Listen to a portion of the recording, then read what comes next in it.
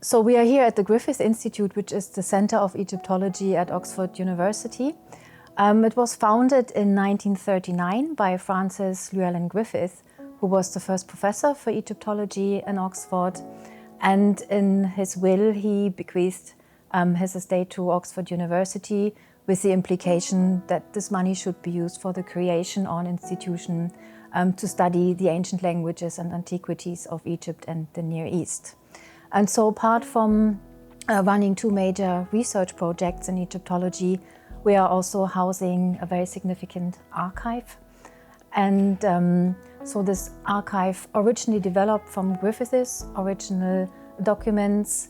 Then Alan Gardiner also very generously donated to the archive. And today we have holdings of about 170 individuals and Egyptological institutions, making us, I think, the most significant archive of Egyptian documents outside of Egypt. What we applied for to Towns Web Archiving was to digitize our Emilia Edwards collection.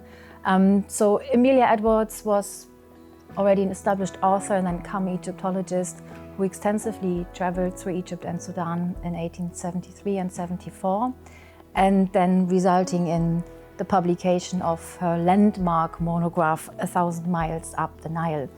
And the reason why we have applied for the grant right now is to mark the 150th anniversary of Emilia ever first traveling to Egypt and then becoming one of the most influential figures of Egyptology.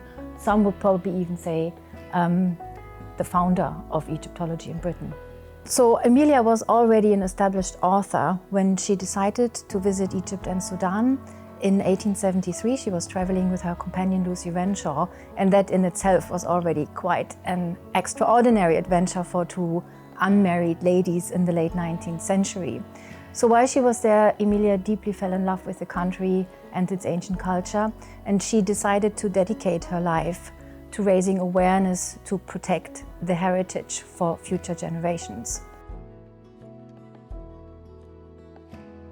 What you will find in our archive are 4 albums with about 200 watercolors and drawings that were made by Emilia. And they're really quite unique, not only for their artistic value, but also their historical one, because they are immediately connected to the foundation period of Egyptology. And what you will see in her drawings gives you a really good idea about Egypt, its people, its landscape, in the late 19th century, showing kind of all the romance of the pharaonic monuments and sites before mass tourism.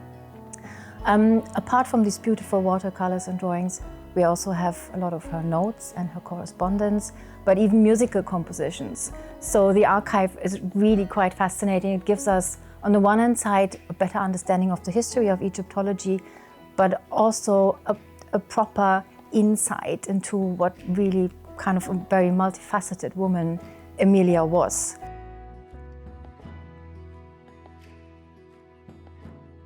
So once the collection is digitized, we will publish everything on our freely accessible online website, which was launched in 1995 and by now consists of about 100,000 web page documents. So when you go on our website, you will see there is an atom-based research catalog, and all the data will be put into this catalog. And then what will be available then are high-quality images of the watercolors and the drawings, and also fully searchable descriptions and transcriptions of her notes and her correspondence. And so we hope that the material will not only be used by academics, of course, that as well, producing high-quality research, but also by the general public and in particular teachers who might want to hopefully produce some educational material you can use at school then. To be very honest, actually, I just put into Google digitizing archives UK grants, and Towns Web Archiving was one of the very first entries that I saw.